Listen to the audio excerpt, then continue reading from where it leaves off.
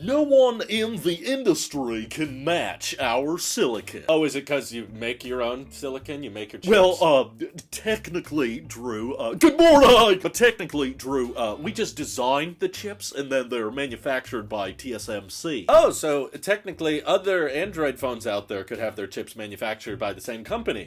Yeah, but they don't have our designers. Isn't Google mostly based in like the same exact city as you guys? Yeah, but like there's like 30 minutes apart. Yes, Tim, but theoretically, we could have employees that used to work on your silicon that now work on Google's silicon. I don't like where you're going with this, and I'd like you to shut up. All right, fine. But Qi 2 incorporates MagSafe compatibility, right? Stop it now! And the iPhone now supports RCS text messaging. Drew, I told you to shut up. Okay, fine. But the camera bump on the new iPhone's rectangular, right? Wow. I'm gonna slap the crap out of you. I was pretty impressed with what Google announced with the Pixel 9 this year. I've been traveling so much. I apologize I haven't been able to review it in person yet, but just with the longer software support commitments, the great designs, the great cameras and displays, I felt like Google is really actually getting competitive with the iPhone more and more each year. Even though, yes, I used to ridicule them and I used to think they were horrible phones because they were, and I still stand by a lot of my criticisms of the early Pixels, but they have learned their lessons and they have improved pretty substantially. And there's still a little bit of a gap, I think, in terms of the hardware performance between the iPhone and the Pixel. But if the rumors are true about the Pixel 10 next year, I actually think Google's going to be closing that gap even more so. Because in case you weren't aware, it's rumored that Google will finally be switching their Tensor chip manufacturing over to TSMC, the Taiwanese semiconductor manufacturing company, in case you're curious, which is basically manufacturing all of the incredible Apple silicon that we've come to know and love. In fact, Google's process node for the Pixel 10 is rumored to be the same manufacturing nodes that are used on current iPhone Pro level silicon. So the A18 Pro chip and the Apple M4 chip. That level of efficiency and performance might be making its way into the next generation Tensor chip. There could still be some design differences on the chip level, but overall, I think there's only so many ways to manufacture an ARM processor, and for the most part, Google and Apple probably want the same things. They want good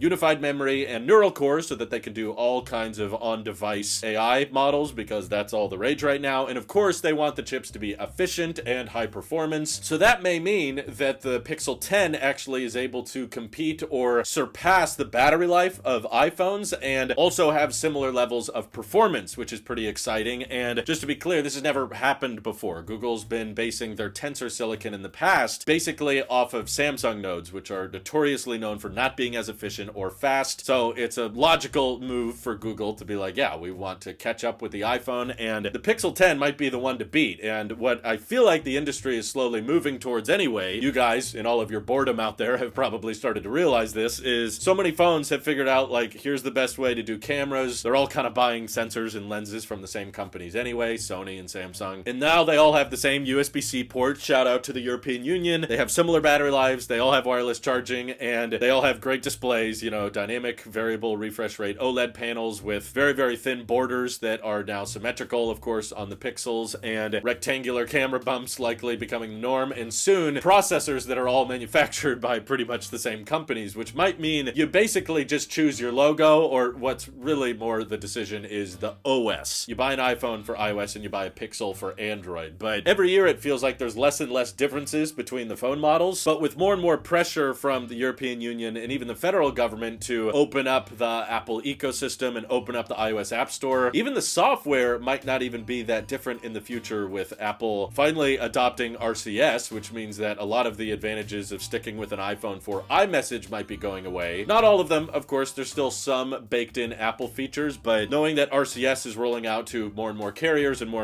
iPhones, it might be easier than ever next year for a lot of people to switch to a Pixel or switch to an Android phone of some kind. But I think what would really help that hasn't been rumored, and I'm gonna include it in today's video because I can't believe they missed this on the Pixel 9, it's probably my biggest criticism, is that Google did not want to adopt Qi 2. For those who don't know, Qi 2 is basically just the open source version of MagSafe. Apple couldn't really patent the concept of having magnets in a circle on the back of their phones, which is probably good because it's such a great idea. I don't think Android phones should have like a square magnet on the back and iPhones should have a round one. That would just be confusing and weird. I think no matter which phone you buy, that's such a great feature that you should just be able to easily slap your phone onto all kinds of accessories that are already on the market, and it charges and the coils are aligned. That's better for charging efficiency, it's better for thermals, and it's just convenient for everybody. But for some reason, Google decided that it wasn't worth adding Qi 2 to the Pixel 9. There's people that directly asked them this, and Google's response was essentially, we didn't see really any benefit to adding Qi 2. Okay, Google, kind of a cringe take there, but I'm not willing to let that seal the destiny of the Pixel 10 because thankfully, over the past decade, we've seen Google flip-flop on things with the Pixel all the time. First it was, hey, we still have a headphone jack, and then they removed the headphone jack. Then it's, hey, we don't need an ultra-wide lens. And then the very next year, they had an ultra-wide lens, and then it's, oh, a radar for your hands so that you can control your phone without touching it. And then like a year goes by, and they remove it again. So Google, unlike Apple, tends to kind of throw all kinds of things at the wall to see what sticks. And so far, they haven't really figured out that they should try the Qi 2 card, because I think that would really make switching from an iPhone to an Android just that much more convenient. Your MagSafe battery packs would continue to work. Your MagSafe wallets could continue to work. And of course, all of those car mounts and nightstand chargers would easily be compatible with the Pixel 10. In fact, Google on their very own website sells cases for the Pixel 9 that are Qi 2 compatible, which yes, is basically backwards compatible with MagSafe, of course. So I think this is where it's headed, and they just need to catch up a little bit, but it's still in the development period right now. So that's why I'm trying to send it out there. Like, they could really stick the landing on this one and really convince, I think, a bunch of iOS users to switch with the rollout of RCS text messaging, the incredible cameras, and of course, Apple themselves probably already knows this. Google is way ahead on AI and large language models. Everybody knows this from the beginning than Apple Intelligence. That's why Apple is so dependent on, oh, and if Siri can't answer the question, just ask ChatGPT. But I think Google just has way more data to pull from because everybody's Google searching things all the time. And as we know in the AI space, whoever has like the most sampling, the most data, they're usually able to train the fastest and the best. And with TSMC manufactured tensor chip on the inside of the Pixel 10, there will probably be tons of on-device machine learning and AI capabilities that you just couldn't do on an iPhone potentially. So just as a reminder, the reason I've never called this channel the Apple Sheep, even though yes, I've been an Apple Sheep for years, I wanted to leave the door open for the possibility that Apple could make some very poor decisions as a company, and there could be other brands out there that surpass them in certain regards. And that's why I might not always be using an iPhone. Maybe Google is figuring out how to catch up to the leader of the pack, and especially if Google started making their own tensor chips that could compete with the Apple M series of chips. Now that they're working directly with TSMC, theoretically, what's stopping them from making silicon just as fast or faster than what Apple's got with the M4, M4 Pro? And again, I think Google, especially owning YouTube, could make some really impressive video editing software and start to turn the Chromebook around from just a browser-based device into maybe some kind of MacBook competitor. But that's more of the long-term game. What do you guys think of the rumors for the Pixel 10? What could get you to switch to Android? Or are you an Apple loyalist through and through? There's no switching you no matter what Google does. Feel free to let me know your thoughts down in the comments below. And thank you to everybody supporting this channel directly. Seriously, helps us out a ton, as does just watching these videos. So thanks again. This is your Apple Sheep here for now, and I will see you on the next one.